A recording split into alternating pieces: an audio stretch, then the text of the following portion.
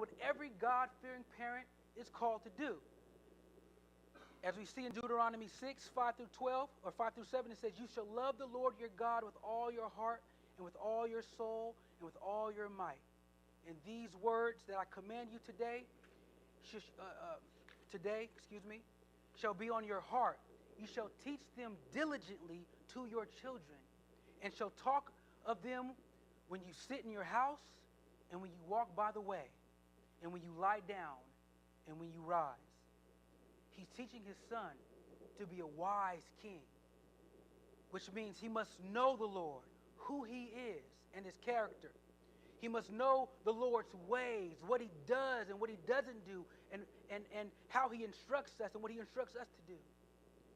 And after that, his son must humbly apply that knowledge to his own personal life and public life every day with awe. Since he's holy, he's perfectly good and righteous and pure. He's perfectly and completely just. And because he is holy, he can't be bought. He can't be bribed. He does not blink an eye at sin. He must deal with sin. Since he's holy, Deuteronomy 8:10 tells us that he will not slack with the one who hates him. He will repay him to his face. Because he's just. Because his justice is good. Because he is good, and because he's also faithful, he disciplines and reproves, brothers and sisters.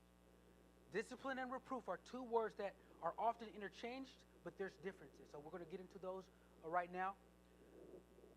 The word discipline here in our text means training or instruction. It refers to God's correction. So the idea here is raising children or child rearing or maturing them. Okay?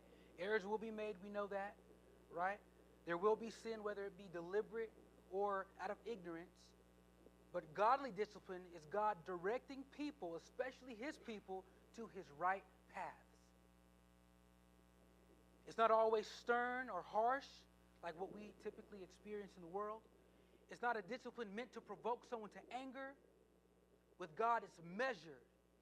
And though painful or uncomfortable, sometimes both, it's geared to teach us to be like him through constant training.